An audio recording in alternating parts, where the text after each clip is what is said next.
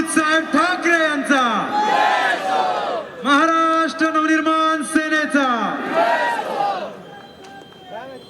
अजून police station बाकी आहे, त्याच्यामुळे थांबा.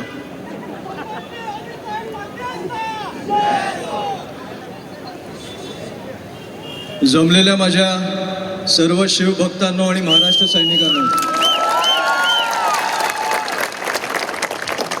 खरं तर आज मी तुमचं अभिनंदन करायला आलोय, कारण हे यश तुमचं आहे.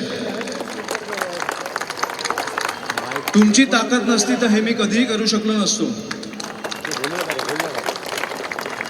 मी गेली अनेक वर्ष राजकारणात यायच्या आधी पण आणि आल्यानंतर पण मी राजसाहेबांना बघत आलो. अनेक त्यांनी केसेस घेतल्या महाराष्ट्र माणसासाठी, मराठी माणसासाठी, महाराष्ट्रासाठी, महाराष्ट्राच्या जनतेसाठी.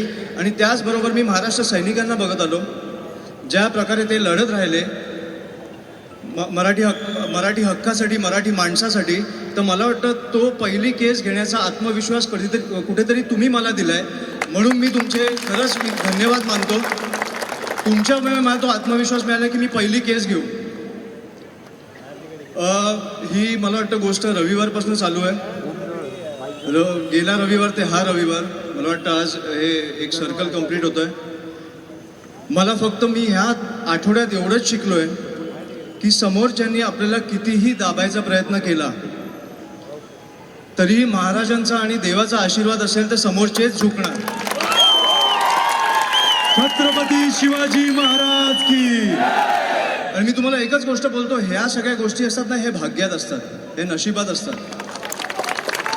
हे मला वाटतं 4 महिने कुठेतरी रखडलं, कारण मी किंवा माझे महाराष्ट्र सैनिक असतील किंवा आपण सगळे असू त्याचं अनावरण करू शकू.